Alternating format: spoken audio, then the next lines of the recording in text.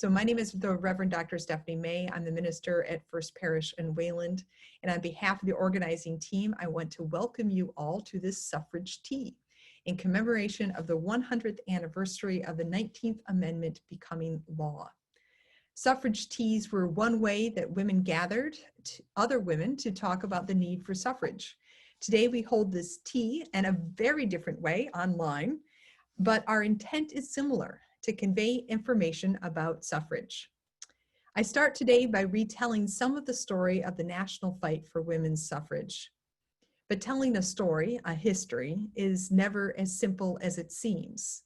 If the story were simple, perhaps Susan B. Anthony, a prominent 19th century activist for women's rights, commemorated with her own dollar coin, would be the first name to come to mind. Perhaps you'd also think of Elizabeth Cady Stanton, who was instrumental in organizing the 1848 Women's Convention in Seneca Falls, New York. And my tea is in my Women's Rights National Historical Park mug from Seneca Falls, which is well loved and beat up, but it seemed appropriate for today. You might also think of Lucy Stone, who organized the first National Women's Rights Convention in nearby Worcester in 1850. Speakers in Worcester included Frederick Douglass, William Lloyd Garrison, Sojourner Truth, and many more. And of course, I would be remiss to not also mention Wayland's Lydia Maria Child. I think we have a picture of her. Child was an early contemporary who advocated both for women's equality and for abolition. Child was a founding, just took over my screen and I lost my notes. Child was a founding member of the Massachusetts Women's Suffrage Association and authored The History of Conditions of Women in Various Ages and Nations, an 1835 publication that went on to influence the next generation of suffragists. Dying in 1880, long before the national suffrage for women, she famously wrote, "I shall not live to see women vote, but I'll come and rap on the ballot box." In 1866, Anthony Stanton Stone and Lucretia Mott organized the American Equal Rights Association to advocate for equality and suffrage for both African Americans and women. However, tension blew up among suffrage organizers over the 15th Amendment. Stanton and Anthony withheld their support for the 15th Amendment in a racist protest of Black men receiving the right to vote before white women. While Stanton and Anthony created their own organization, the National Women's Suffrage Association, Stone joined with Julia Ward Howe to found the American Women's Suffrage Association. For more than 20 years, the split persisted until the two groups merged in 1890 into the National American Women Suffrage Association, NAWSA. As the 20th century began, the NAWSA was led by Carrie Chapman Catt. Alice Paul, who was first a leader with NAWSA, then created the rival National Women's Party in 1916 to pursue more militant tactics. For example, Paul was responsible for the famous line of picketers standing at the White House gates. You probably have all seen that image or those images. And during these same early 20th century decades, the National Association of Colored Women's Clubs was active. Founded in 1896 with a broad mission, suffrage was among their goals. And yet Black club women were too frequently not welcome by white organizers at suffrage events. In these ways and many more, the story of women's suffrage is not a simple one. Although the 19th Amendment itself was very simple, it reads, "The right of citizens of the United States to vote shall not be denied or abridged by the United States or by any state on account of sex. Congress shall have power to enforce this article by appropriate legislation." That's it. Then after the last state ratified the amendment on August 18, 1920, the amendment became law when it was certified 100 years ago today, on August 26, 1920. Today, we celebrate this important milestone in the fight towards a more politically equal nation. But we must also acknowledge that for many Black women and men, the fight for suffrage would continue until passage of the 1965 Civil Rights Act. And we must acknowledge that until the 1924 Indian Citizenship Act, many Indigenous people were not even US citizens, and securing the right to vote in every state would take until 1962. The story of the fight for suffrage may not be a simple one, but it is an important one that has shaped the contours of our local, state, and national governments. As we remember both the complexity and the importance of this fight to pass the 19th Amendment 100 years ago, please join me in raising your tea in gratitude for all those who fought to win this right to vote. We are very grateful to have Katrina Huff-Larmond as our next speaker. Huff-Larmond is a town councilor in Randolph, a lecturer at the School of Social Work at Boston University, and vice president of the board for Suffrage 100 Massachusetts. Thank you, Katrina, for joining us today. Am I unmuted? Okay, great. Great. Hello, how are you? This is such an honor. I appreciate the invitation, and thank you to the League of Women Voters. And Stephanie, you know, you had everything. I don't think I have to say much because you said it all for me.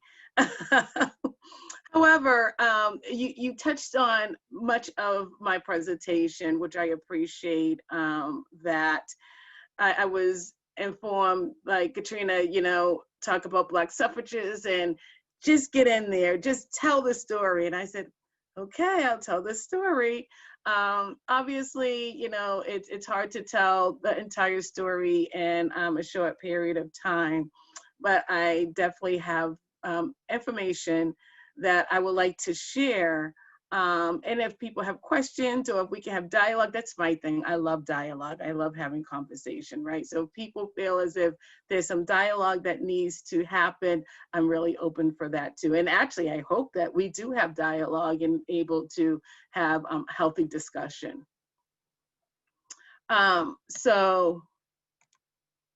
I hit the wrong button. So let me get into my presentation. Again, thank you to the League of Women Voters. And today is Women Equality Day, right? So we are today, August 26, 1920, the 19th Amendment of the United States Constitution guaranteed American women the right to vote. And then I think about that statement and I say to myself, did they guarantee all American women the right to vote? So for Suffrage 100 Mass, we have been very careful about using the word celebrate. We know there is reason to celebrate, but we have decided that we want to use the word commemorate, which means recall and show respect for something or someone. We are aware that the 19th Amendment would have not been possible without the bravery, the sacrifice, the determination of all suffragists. But we also acknowledge that the 19th Amendment did not benefit all women. And not all women had the right to vote, especially Black women in the South due to policies around voting, mainly Jim Crow laws, and a deep-rooted culture of racism that was just part of the culture, just was so part of the culture that the racism wasn't even thought of. And this is just a small reason why Suffrage 100 Mass have decided to use the word commemorate instead of celebrate, with the understanding that there is much to celebrate. but there's also much that we are commemorating, and there's so much more that needs to be done. So when we talk about the suffrage movement, we have to recognize the abolition movement as well, the anti-slavery movement, those who fought against slavery, right? And we have to recognize the abolition movement because many strategies were used for the suffrage movement. And the abolitionists were made of Black and white people together working against, fighting against slavery. So some of the abolitionists that we talk about, and there were many, I'm just touching, like barely touching the abolitionists who went into the suffrage movement, were people like the Grimke sisters, who are wealthy, but gave up their wealth to become abolitionists and used their privilege to address the legislative body with signatures from women who signed an anti-slavery petition. And then we have, as was mentioned, we have Elizabeth Clinton Stanton and Susan B. Anthony, who are already known as abolitionists. And these were white women. And then we have Black women like Sojourner Truth, who was born into slavery and known for her efforts in the abolition movement and the suffrage movement. And also known for her famous poem, Ain't I a Woman, which addressed Black women not being seen as women, or in some cases, not even being seen as human. And then lastly, that I will talk about, there's Harriet Tubman, who was also born into slavery and known for organizing groups of slaves into freedom. And there were so many more white and Black abolitionists who dedicated their lives to the movement and became suffragists, who I'm extremely grateful for too. But the question is, what is the problem? The problem lies with largely unknown Black activists who were not and currently have not been recognized for their contributions to the movements with an S, both movements. As grateful as I am about the suffrage movement, there is much to be said about the intense racism that occurred way too often. So I started using, I saw this term that said, heroes, not saints. And I said, wow, I'm really liking that term. But I turned it and said, sheroes, not saints. So now I'm going to coin that all, and it's going to be it's like my thing now, sheroes, not saints. Well, what does this mean?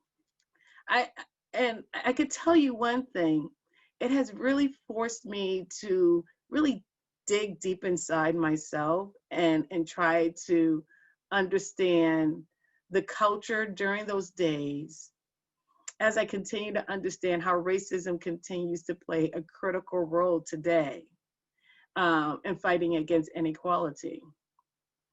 And with that, and trying to understand the behavior back in the day and what's happening today, and understanding the racism and the discrimination and privilege and everything, and taking into consideration the way things have been so ingrained into our society.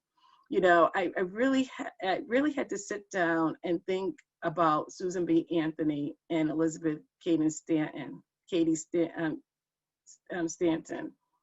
because these two women, who are known as sweethearts of the suffrage movement, really unveiled their racism due to the 15th Amendment, which, as mentioned earlier, gave Black men the right to vote before women, before white women, before Black women. These women were so outraged, Elizabeth and Susan were so outraged that they publicly made racist remarks about Black men and ignored the needs of Black women. So Susan's remarks, some things that she have said one of the statements she made was, "I would cut off my right arm before I would ever work or demand the ballot for the Negro and not the woman." Also, statements were made, "Uneducated males having more rights than white women and will be invasive and abusive if Black men receive the right to vote." And then Elizabeth, just believed that class and race defined them and made many racist remarks in hopes that the Democrats will be in favor of the suffrage movement. Now, we have to also understand during that time, the Democrats were the Republicans and the Republicans were the Democrats, until I think around 1940s. And so her trying to convince, today, her thoughts were convincing the Republicans to take on the suffrage movement. So in doing that, she was known to make racist statements in hopes that the Democrats would embrace the suffrage movement. And so the interesting piece about this were about the Black women. So for the most part, Black women were in favor of the 15th Amendment and believed that Black men receiving the right to vote will provide them more protection and opportunity than the white woman. And they shared the common understanding of racism that is believed to cause them just as much grief or more at times.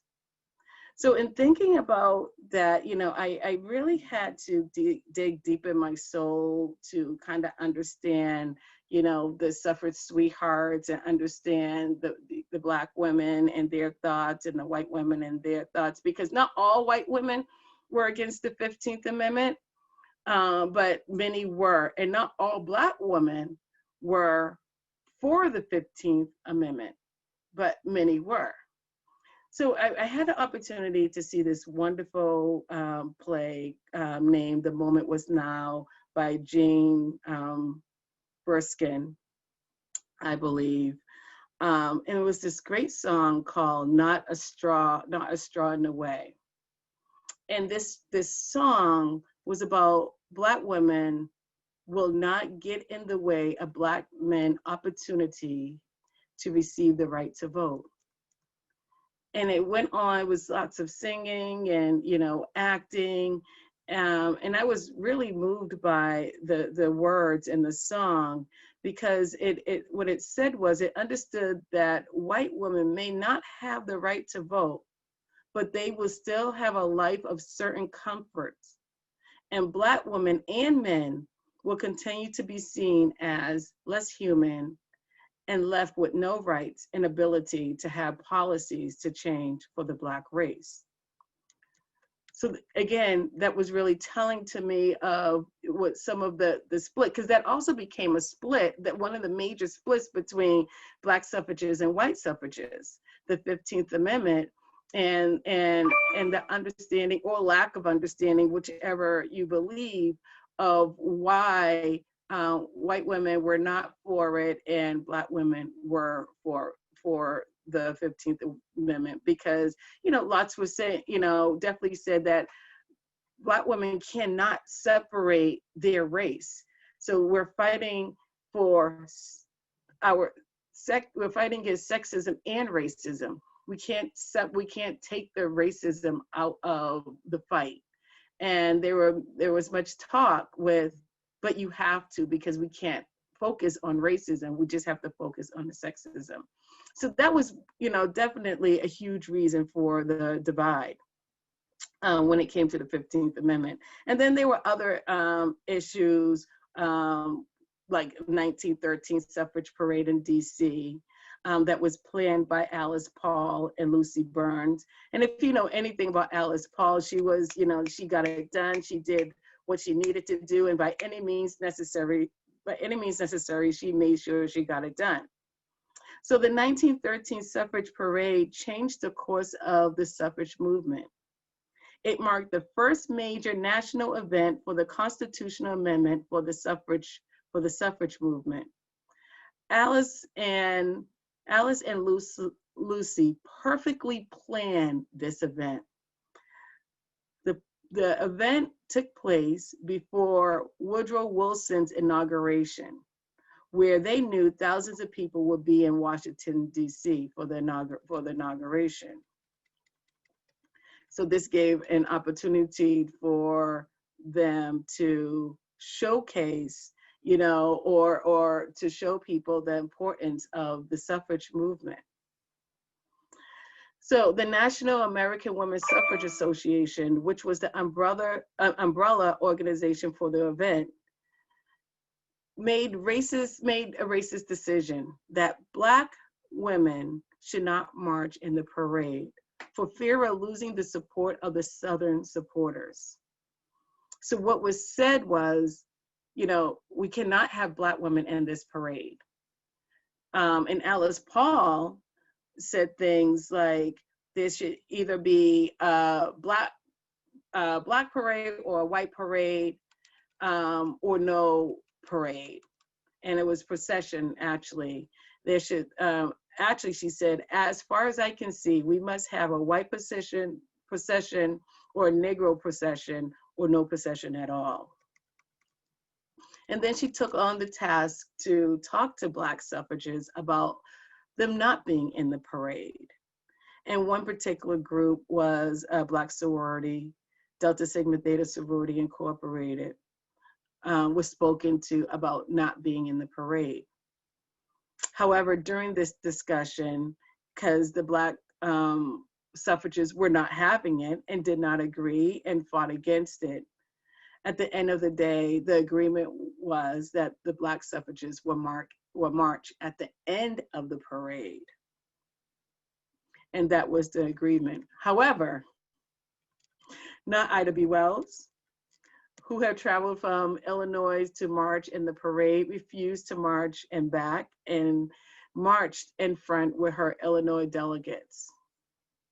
And I think about that often, right? I think about how brave that is, knowing the racism at the time, knowing that during that time, there were angry men who were drunk because they were all getting ready for the inauguration. They were already fighting against women, the suffrage movement. Imagine a Black woman putting herself on the front lines where people are already upset and not caring of this movement that's happening. So I think she was pretty amazing to put herself in that situation. So I say all that, and as I think about today and what's happening today, here and now, I say, I think about these historical moments, and I can't help to think about today and how similar some of these actions and behaviors are today. It makes me think, are Black women seen and heard today? There continues to be a disproportion of wealth and opportunity for growth, and for people of color, period, but in particular, Black women. And I think with the last election that we had, we may look at the election and say, well, Black and brown women are achieving power. Well, those achievements are still not equal. Do you know there are 23% of women in Congress, and only 38% of those women are women of color? And women make up half of the population. Like women, we make up half of the population. However, only 23% of women are in Congress, and 38% of that 23 are women of color. So we are still breaking through glass ceilings, and women of color have to break through cement ceilings. Men still make more than women and are more likely to be considered for major employment opportunities. As I mentioned earlier, am proud of what has been accomplished, and I am excited and appreciative of the suffrage movement. However, I will not forget the road paved for us to get this far as a woman and as a Black woman, and speaking for myself. I feel like we continue to, we have accomplished much, and we continue to have so much more to accomplish. So in working through this understanding of the suffrage and bringing the behaviors and the understanding of yesterday till today, I'm hoping that we could learn from our history, not make the same mistakes, and understanding that together we're stronger. And that's what this suffrage movement today means to me, is that together we work together, we communicate together, we understand each other, we have the difficult conversations. And if we're able to do that together, we will definitely be stronger. And the movement will definitely, I believe, move in more of a rapid pace. Thank you. Thanks, Katrina. I see clapping in the windows. I know that you need to take off to do your other stuff, but do you want to answer a question if anybody has a question quick? Absolutely. If you have a question, why don't you put your name in the chat, or I see Karen's hand, so we'll go to Karen Crown. In the time between the passage of the 19th Amendment and 1962, I know that there was a lot of disenfranchisement for women. Were there any states that where Black women were voting more? I mean, were they, do you know? There were states Black women were voting, absolutely. There were states like on the West Coast, Yeah, where Black women were voting. And so it's funny because we have this conversation all the time. And so we emphasize the South because of Jim Crow mostly, right? And then we had the poll tax, we had count how many jelly beans are in this jar. We had all of these unfortunate tactics to keep voter suppression. But there were parts of the country where Black women were able to vote. good to know. Thank you. Yes. Yeah.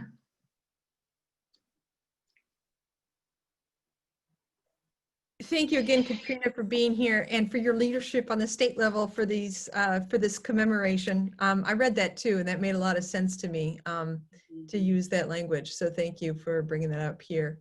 May I mention one thing that a plug? Because today at 6 o'clock, Suffrage 100 Mass, we have a short film that we will be presenting, and it's suffrage100mass.org. If you go into suffrage100mass.org at 6 o'clock, you will be able to be part of the premiere of the film. And definitely with Suffrage 100 Mass, we are thrilled that we have almost 200 partners. If not today, I think we have 200 partners, but always looking for more partners. And I know you are a partner, but other organizations, please feel free to check us out on our website. And if you want to be a partner, we are always looking for more people to be involved and share this movement with us. We have, it's funny because we're looking at t-shirts currently, and t-shirts with the sayings that we are suffragists now, you are a suffrage, you are a suffragist. So, you know, bringing it to the present, we are all suffragists, and that's what we truly believe. I love it. Thank you. And now we're going to go from the big picture to a more local picture. And Jane Siaka is going to talk to us about Wayland suffrage. I guess I want to say something personal that wasn't part of my remarks, but now I feel totally out of place because Wayland, all the voters I'm going to talk about are white. So the issue is that I started with the suffrage movement and the incredible women who moved from the suffrage movement from the abolition movement into suffrage, like the Grimke sisters and our own Lydia Mariah Child. And so I miss the fact that when I talk about Wayland, I am only talking about white women because those are the registered voters in 1920 and the registered voters that I'll be mentioning before that time. So in 1920, over 200 women registered to vote in Wayland. And I know that's been mentioned before, but what I'll mention is that half were in precinct 1 and half were in precinct 2. In November, we will be having a program, the Wayland Museum and Historical Society, that will concentrate on those women voters who registered in 1920. But I'm going to take you before that time. So before the passage of the 19th Amendment, the right to vote was a matter for the individual states to decide. I think there's yeah, okay. So by the time that the 19th Amendment passed, there were 15 states, I think this goes to Karen's issue, there were 15 states that had granted full voting rights to women and 12 states that permitted women to vote in presidential elections. So the majority of those states were in the West. Some of them even started when they were territories. A lot of the rationale, I think, was to bring women to settle those areas that were fairly unsettled at the time. By 1920, there had been a woman who had served in Congress, Jeanette Rankin. So yes, Massachusetts was not among those states that gave women those rights. So recently, before 1920, you had the 1915 amendment to the Massachusetts Constitution. And of course, all the voters are male, which would strike male from the amendment and give women the right to vote. And that is Wayland's total. So it lost badly, but in Wayland, it also lost. So the total of the yeses were 170 and the noes were 242 voted against it. But in 1879, as Stephanie has mentioned, women were granted in Massachusetts the right to vote for their local school committees. And some women did register to vote from 1880 to 1920, knowing that they could vote for that one office alone. I think that's fairly little known, but there is a slide now of the first 10 women to register in Wayland. And this is the list. I'm only going to mention Sarah E. Hurd because she was the owner of what we now call the Wayland Museum and Historical Society, the Grout Hurd House. She was the town librarian from 1885 till 1901. And her daughter, Blanche, was an 1895 voter. So obviously it ran in the family. And I'll also point out Isabel White and Martha B. White. And they were, Isabel White was the wife of Henry White, and Martha was his sister.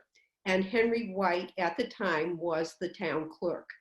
And I have to give a shout out to Anna Ludwig, who provided a lot of this information, who is very busy today because she is involved in voting and appropriately could not be part of this, but she deserves a lot of credit for the hard work that she put into making this possible. And the women had to pay a poll tax of $1.80, later increased, but by June of 1892, apparently the poll tax for women was repealed. The state repealed poll tax for men in 1964. So I guess we made out pretty well. So what really surprised me, and you might be surprised too, is that well over 100 Wayland women registered to vote before 1920, when they could vote for just school committee. Over 50 registered to vote in 1 year, that year, 1895. It was the same year that 2 newly registered voters ran for and won their elections for school committee, Lizzie Mitchell and Anna Dudley.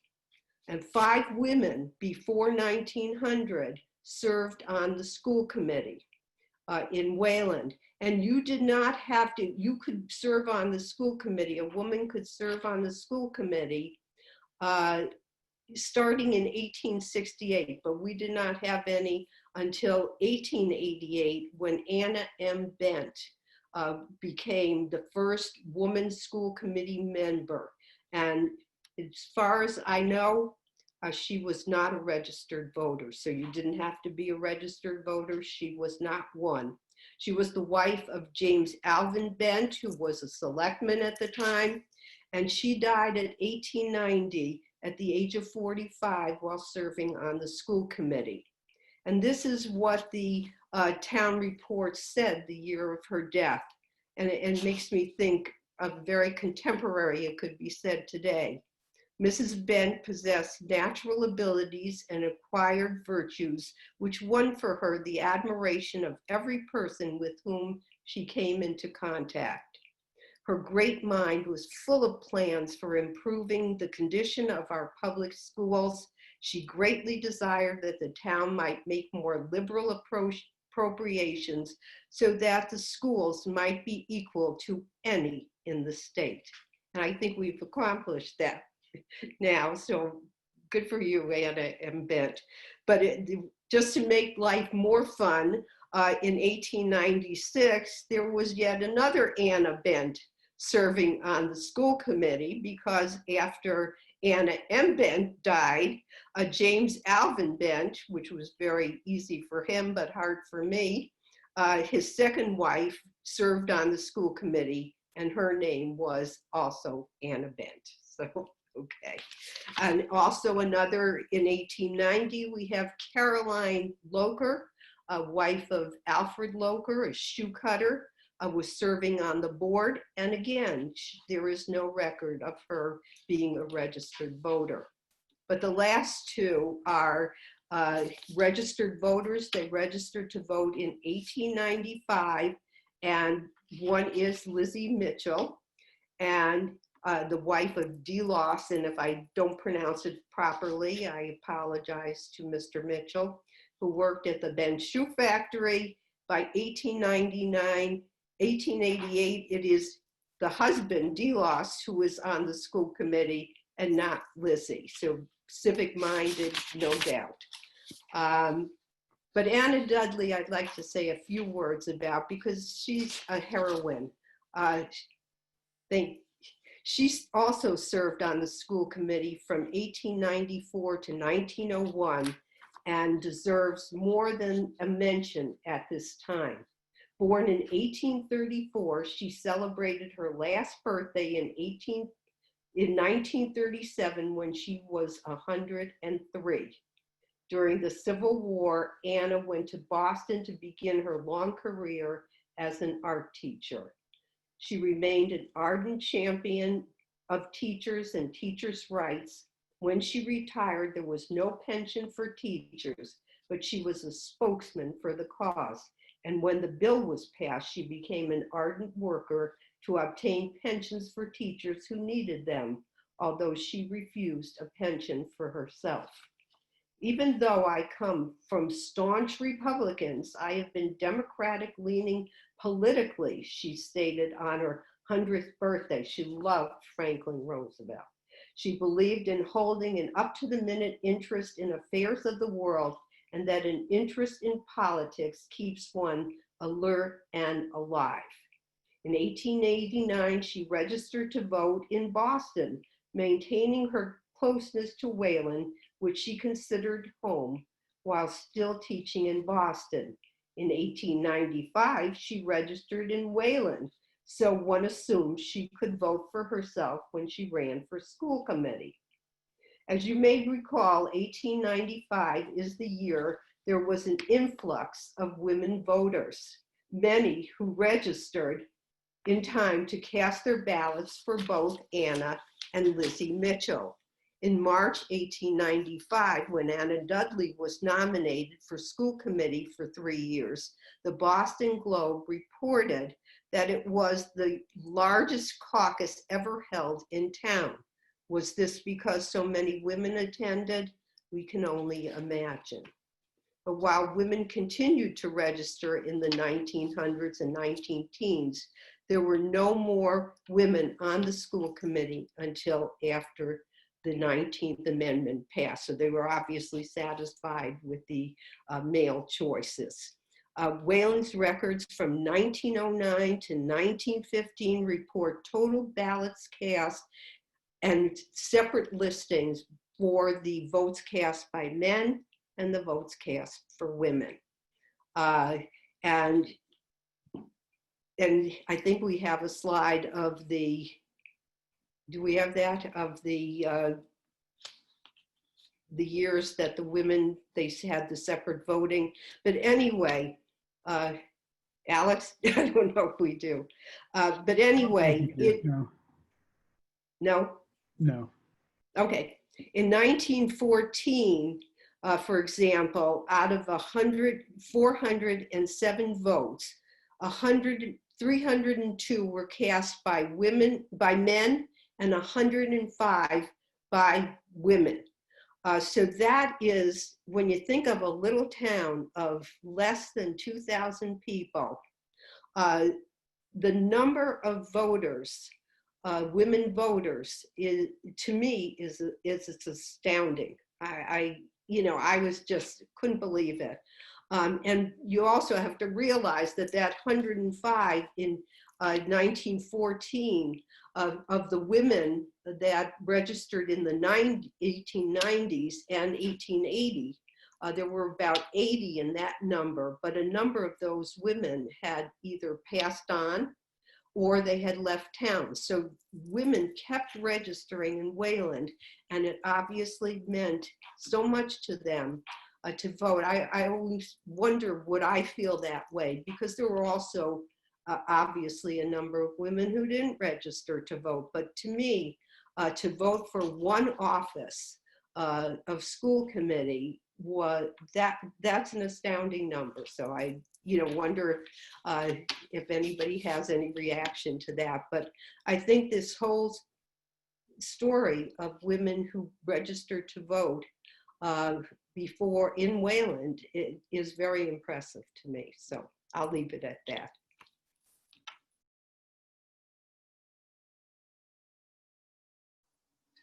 It was about 4 or 5 years ago when I'm a history teacher at the high school. I'm not sure how many people are in our Zoom group here. I can just see, the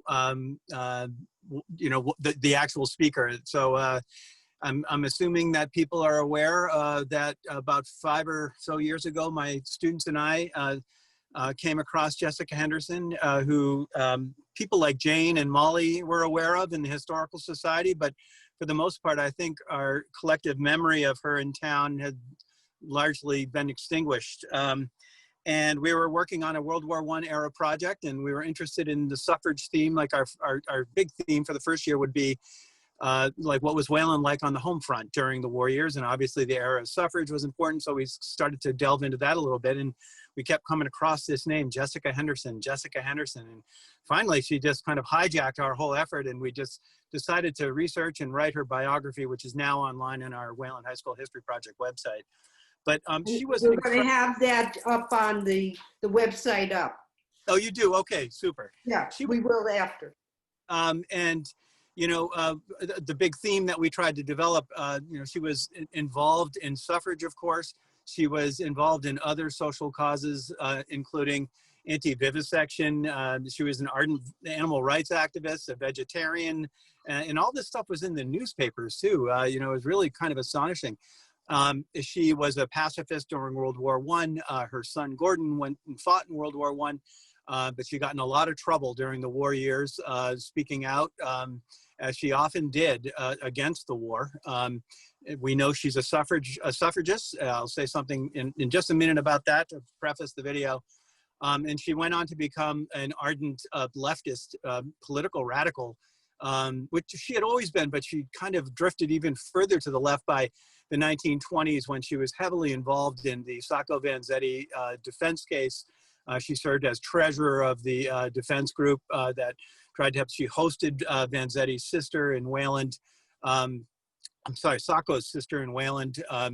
And she ended up being kind of labeled as I'm not sure she was, but as a communist by the 1930s or so, when she just sort of kind of fades away from the newspapers. But there are literally scores and scores of newspaper articles, not just in the Boston area, throughout New England and across the country that reference Jessica Henderson. So we wanted to find out who she was and how she became this incredible spokeswoman for so many different causes.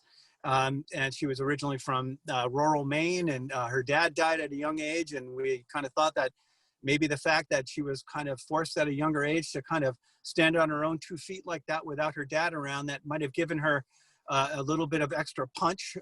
Certainly it was in her genes to be kind of assertive and just brilliant. She really was.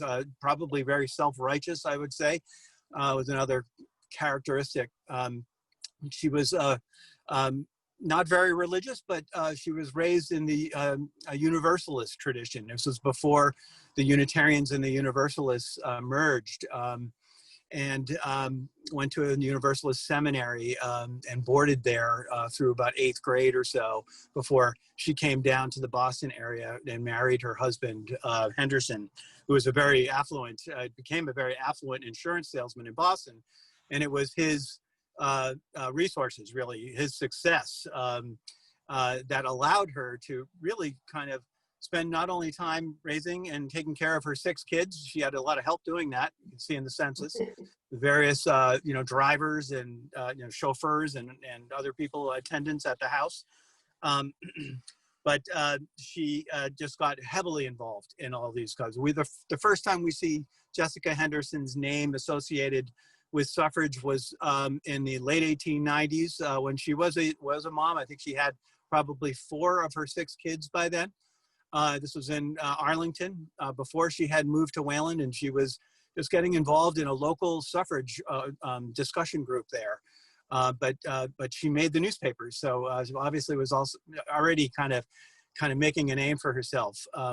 By about the early 1900s, she had moved to town and had joined what would soon become the Wayland Women's Club. It had the Wayland Women's Club. It had been the Wayland Book Club, and had another title in the 19th century before it evolved into an exclusively female women's club, which was a club devoted to kind of as like a book club on steroids, I would say. It's just kind of really kind of like active thinking women who wanted to have a place to get together with other women and talk about important ideas, whether they were related to the war in Europe or suffrage. And of course, the Wayland Women's Club discussed suffrage on a number of occasions, including at Jessica Henderson's house. These groups met once or twice a month, depending. Took the summers off, but And over time, Jessica Henderson got more and more involved with the more militant side of the suffrage movement when um, the National American Women's Suffrage Association kind of split. When Carrie Chapman Catt kind of maybe taking the more moderate route during the war years, and Alice Paul, as we've heard, taking the more kind of militant side. She was very influenced by some of the more militant suffragists or suffragettes, as the more radicals were called in England. She had spent some time there, and she came back, and Henderson kind of was influenced by that strain of suffragism. And yeah, by 1919, she was on the front lines. She had demonstrated several times as one of the so-called silent sentinels, protesting not so much the war, although she did protest the war, as I mentioned, but the fact that this was a war to make the world safe for democracy, as Woodrow Wilson often called it. And of course, it's so obvious now, 100 years later, that we were a very incomplete democracy in so many ways. We've heard remarks about that earlier. So she decided to protest when it was known that Woodrow Wilson was coming back from Europe after the war had ended, and they were negotiating the Versailles Treaty. They were coming through Boston, and Alice Paul notified the Boston chapter, which was located on Park Street. Was their office in Boston. Yep. And a woman named Agnes Morey, who was the chapter head, had Alice Paul up to Boston, and they planned their demonstration, in which they would eventually get very quickly actually get arrested for what they call. I think that's the part that, yeah, just Kevin, sorry, just to jump in. That's where we're picking up the video. Great. Is at the rally, and then to the arrest. So all right.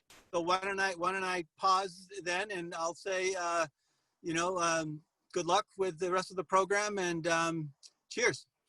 Thank you so much. You're welcome. This is an image of some of the National Women's Party leaders, and you can see we kind of screenshot. There is Mrs. Morey, I'll just call her that for now. And behind her, we're pretty sure that's Jessica Henderson, right, who is the secretary of the Massachusetts Women's Party. And so they were the ones trying to figure out, okay, what are we going to do? Alice Paul called up. She came into Boston, and they fashioned a plan. And, of course, they didn't make the plan secret. They wanted it to be covered by the press. That was the point, after all. And this is how, this is the Boston Herald. They kind of framed it. You look at some of the loaded language that they used. Maybe I'll say something quickly about that in a few minutes, too. The heckle seemed to be the word that it's an interesting choice, because the women in the National Women's Party basically always stood silent with their banners and statements. They were doing anything but heckling, So anyway, they devised the plan, and more or less what was going to, let me go back here, more or less what was going to happen is that Wilson was going to get off the ship. He was going to be in a parade going around, the important parts of Boston. And there was going to be like a review stage in front of the State House where the governor would be. And so the women thought, okay, that's going to be a really great place for us to march out and set up and stand with our banners and flags. And so that's what they did, and they knew what the parade route was. Of course, there was going to be lots of people there, lots of soldiers there protecting the president. This was a really difficult time in American history, 1919, lots of chaos, really. Anyway, they thought that would be an excellent idea. So about 45 minutes before the parade was supposed to start, Jessica Henderson and the Moreys and Jessica Henderson's daughter, Wilma, left with their banners, their headquarters, the National Women's Party headquarters on Park Street, and walked to the corner of Beacon and Park Streets where they set up. And so there were about 22 of them there.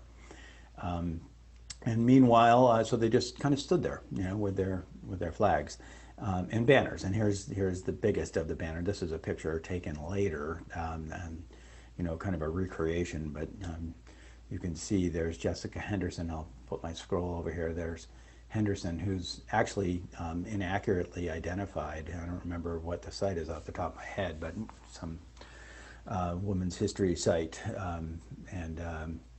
but that's certainly Jessica Henderson. Anyway, so a bunch of women would go to protest by the review stand, and a few other women would then set up on Boston Common itself and get ready to burn a copy, of Wilson's speech that they predicted would have all these references to making the world safe for democracy and all that. So that's what happened. They went out. They stood at that street corner, and of course the police eventually showed up and very politely asked the women, and by all accounts the police were really mellow, and asked the women to leave, and they basically just kind of smiled and didn't respond, and the state laws at that time basically said that if you're standing in one area more than 7 minutes, you're like basically loitering, and so the state would have the ability to remove you if you were creating some sort of disruption through your, quote, loitering. I guess there were a whole bunch of people loitering because they were waiting for the parade to happen, right? But these women were the ones who were selected to be moved. So they gave, one cop gave them their 7-minute notice, and they said, we're not moving, so the cop needed to contact the commissioner, and a whole bunch of different things happened then, and eventually 2 police vehicles showed up. One, I guess, was pulled by horses, and another was motorized, but a kind of the old paddy wagon, as they used to call it, and the 22 women were escorted, as you see in this kind of political cartoon, were escorted into the police vehicles, 1 policeman per person. So there were 22 cops who came out for the 22 women, including Jessica Henderson and her daughter. They were then conveyed to the city jail, Charleston jail, and I want to make sure I got that right. Charles Street Jail, and were basically kind of, cataloged and put into cells.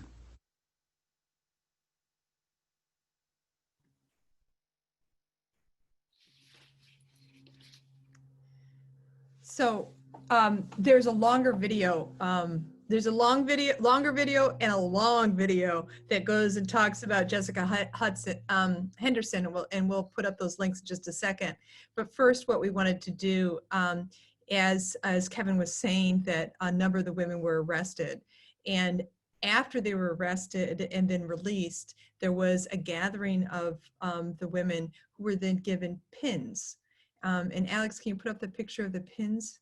So these are and apparently they're very small. These are, and you probably can't see them very well. These are suffrage pins from the, this is 1915. This is undated, but so everything seemed to be very small. So these were pins that were specifically given to women who had gone to jail for suffrage. And there are known 5 pins in existence. There may be more out there, but there are known 5. 2 of these pins and these are all given, as I understand it, from the National Women's Party for going to jail. And 2 of these pins are at the Framingham Historical Society. And they sent us photos to include in today's presentation, but I think they have them on display maybe. Anyway, check out Framingham Historical Society at some point and you can see the pins for real. And then Alex, if you can share the slide that has the links. As I said, clearly Kevin knows a ton about Jessica Henderson, as do his students. And so we're going to put up this link. If you have a cell phone, maybe you want to take a picture. And he also put them in the chat, but I think we had a slide too. But and so we just want to make sure that yeah. So if you want to take a picture of your screen while these are up, and then also when I email a copy of the recording to everybody, I'll include these links in there so people can either read the text or watch some of the shorter and longer videos about the full story about Jessica Henderson.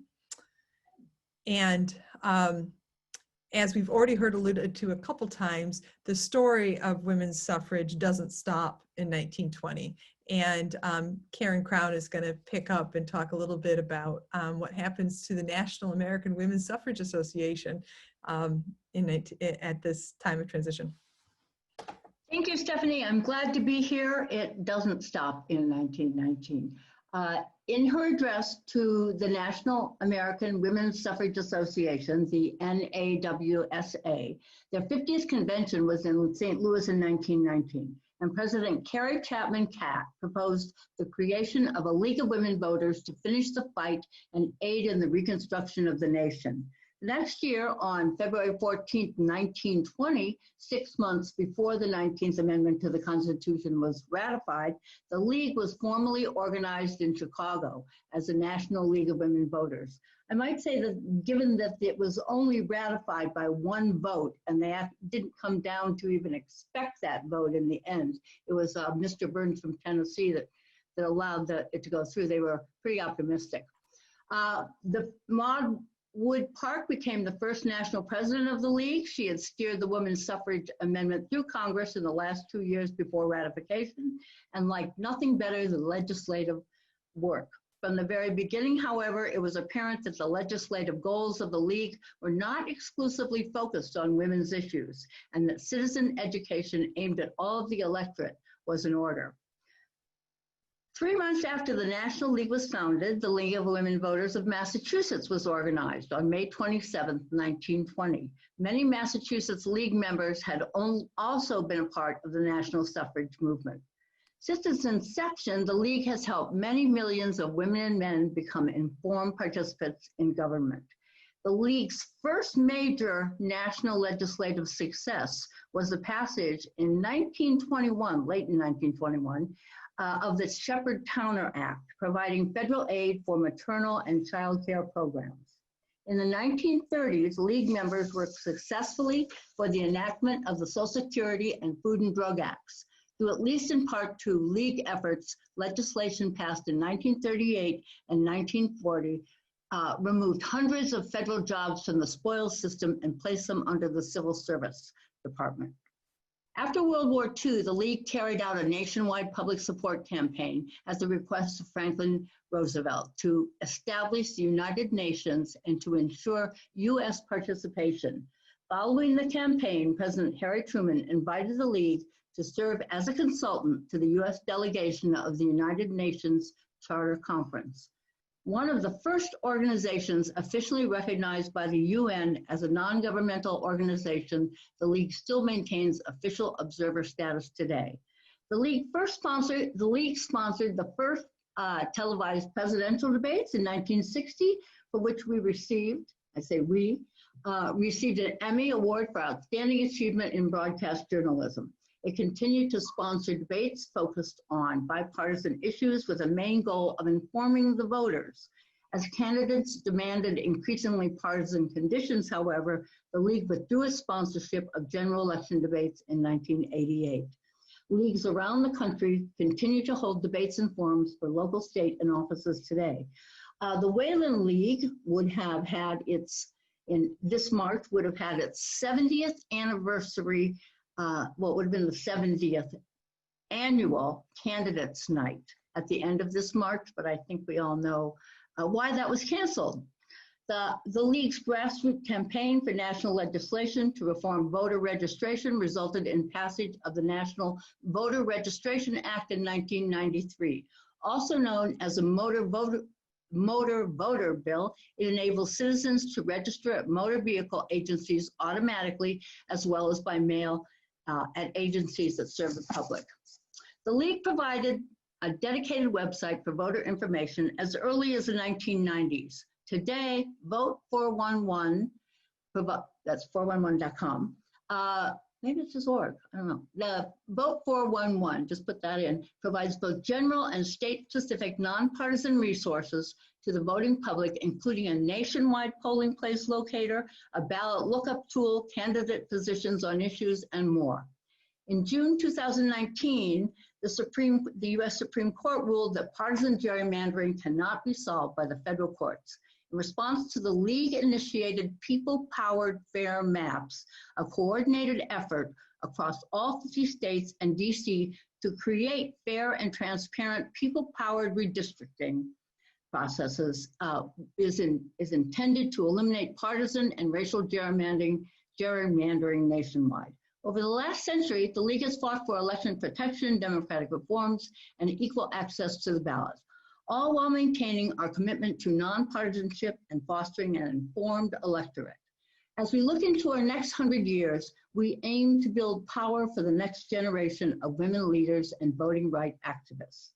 The League of Women Voters of Wayland was organized in 1948. The first president was Caroline Whiteside, who was most likely known as Mrs. Frederick Whiteside. And like the National League, state and local leagues study and take action on a broad range of issues and provide voter education while remaining nonpartisan. So that brings us up to today. Thank you. I'm really happy to be a member of the League of Women Voters, although I tend to be a little partisan, so there's only so much I can do. But yeah, thank you for everyone who came today. I don't know, Stephanie? Thanks. We wanted to, I know we're running long, which is because there's just so much to say, and we tried so hard to keep it under, but we wanted to leave time for questions. So please, questions on anything you've heard to Jane, Karen, or myself. We'll add what we can. Yeah, so either raise your hand, there's a raise the hand function in the participants box. Karen's got her own question. Okay, Karen. It's not a question. I did want to say that PBS has a wonderful series on the vote, which happened, I think maybe even last month. I was kind of surprised they didn't put it on today, but I did look up, I just got my little Explorer for next month, and it is going to be on 9/8 on PBS, the vote. I second that. It's fabulous. I made both my partner and my son watch it, and they said it was long, but they learned a ton. Yeah. Other questions or comments from folks? Okay. Well, I had official closing remarks here. Let's see. Thank you for joining us. And thanks to today's participants, Katrina, Jane, Kevin, and Karen. Thanks also to Alex Jensen on tech and Barb Hefner for communications help. And a big thanks to the organizing team, Jane Siaka, Wayland historical researcher, Mary Antes, League of Women Voter of Wayland, and Kay Westcott Gardner of the Wayland Historical Commission and the Wayland Historical Society. At the beginning of August, I reached out to Mary Antes and said, is anything happening on the anniversary? She's like, no, but emails started flying and here we are. So thank you all for being here. And as I said, we'll send out the links to the Kevin Delaney's longer presentations and also to this recording.